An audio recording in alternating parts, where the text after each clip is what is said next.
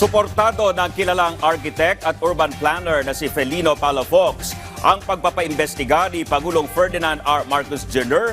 sa mga umano'y palpak na flood control projects. Nagpadala na rin si Palafox ng rekomendasyon sa Pangulo para masolusyonan ang pagbaha.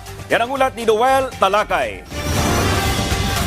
Matagal ng problema ang baha sa bansa lalo na sa Metro Manila. Ito ang sinabi ni Felino Palafox, kilalang architect at urban planner ng bansa. Pero muling nakakita si Palafox ng pag-asa sa problema nang batikusin ni Pangulong Ferdinand R. Marcos Jr. ang flood control project ng bansa noong ika-4 na sona nito. Pero kailangan anya ng tulong ng Pangulo dito. After SONA, sana ma-pursue hindi Niñas Kugot. I think we should help the President. He cannot do it alone. Giit ni Palafox, magkakaroon lang ng epektibong solusyon laban sa baha at maipatutupad ng maayos ang flood control project kung mawawala ang korupsyon sa bawat ahensya ng pamahalaan. We'll support Mr. President Bongbong, your clarion call against corruption, especially in flood control projects. And we support you there.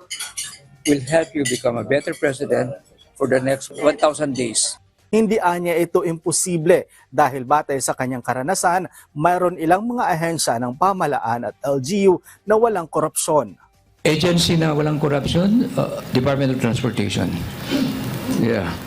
Tapos yung mga Locos Norte, Locos Sur, within Bulacan, Batangas City, Pampanga, Metro Davao. Mga projects namin doon, no corruption. Clark Development Corporation, no red tape, no corruption.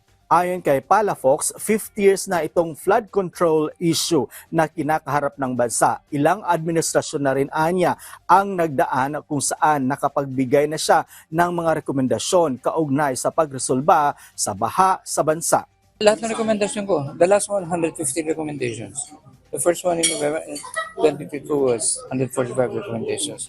Panahon ni President Gloria, 60 recommendations. So iba-ibang administrasyon. Nagpadala na ng sulat at rekomendasyon si Palafox sa opisina ni Pangulong Ferdinand R. Marcos Jr. at umaasa itong makakakuha ito ng positibong tugon. I'm cautiously hopeful. Kasi before you do reforms, there should be awakening of what's wrong. Naniniwala si Palafox na maliit lang na porsyento ang kontribusyon ng climate change sa lumalalang problema sa baha.